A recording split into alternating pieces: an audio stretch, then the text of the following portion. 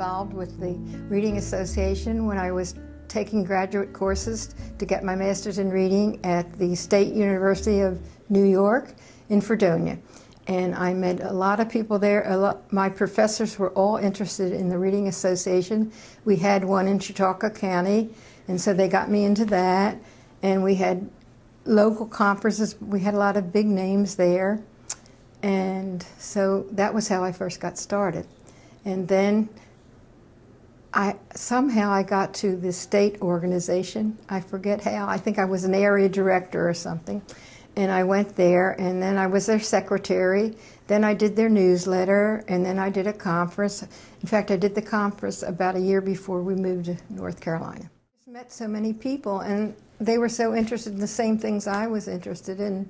We just kept going on from there. And that was how it all got started. I moved here in 1984.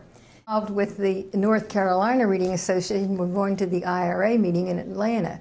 I was sitting in the lobby of the convention center feeling so sorry for myself because I had no local reading council. So a lady sat down next to me and we started talking, and I'm telling her my sad story. And she said, well, you just wait a few minutes with me. So I did, and these other girls came out, and they were all officers of the North Carolina Reading Association.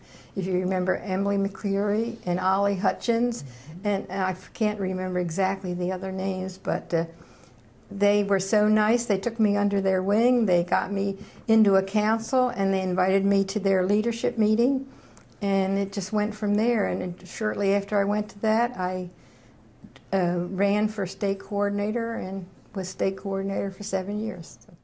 Then they didn't have area directors. We formed that part so that we'd have, somebody all over the state that could help, because I couldn't go every place. And then you worked with IRA. That was IRA.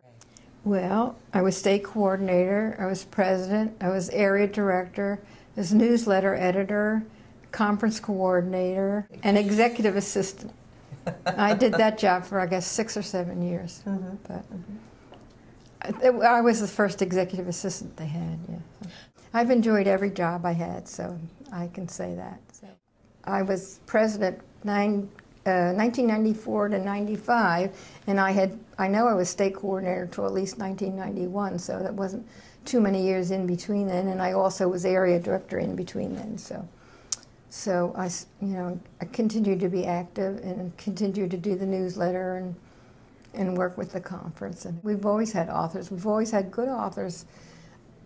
In fact, when I look at other councils, they have great conferences too, but it seems like we're really lucky and had all these great authors at our conference that we could call upon, and our Southeast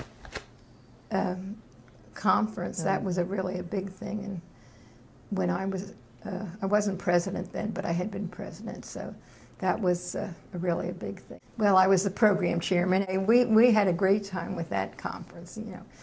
We really had. We had Robert Munch and Jim Trelease. We really had some good people there. That was such a successful conference, and at the beginning of the year, I think we had like $13,000 in our treasury.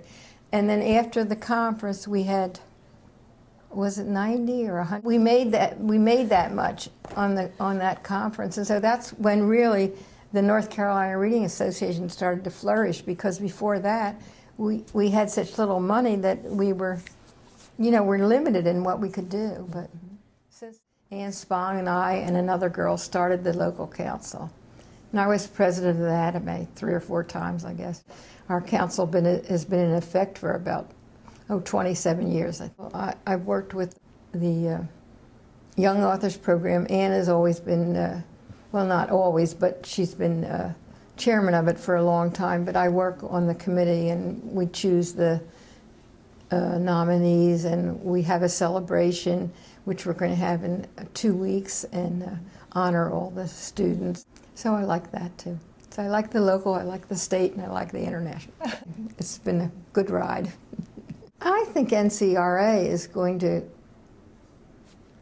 not improve, because they're a really good group, but grow I don't see them faltering or anything. I think they have enough leaders, and I think enough people interested that they will keep on growing and being a prominent group in the education system. I just like it. I mean, I don't know, it's been such a big part of my life, and I just like doing it. I've met people all over the world, really, and all over the United States, and you know, I made a lot of friends, and it's just been great. It's been a very important part of my life, and I will remember it forever.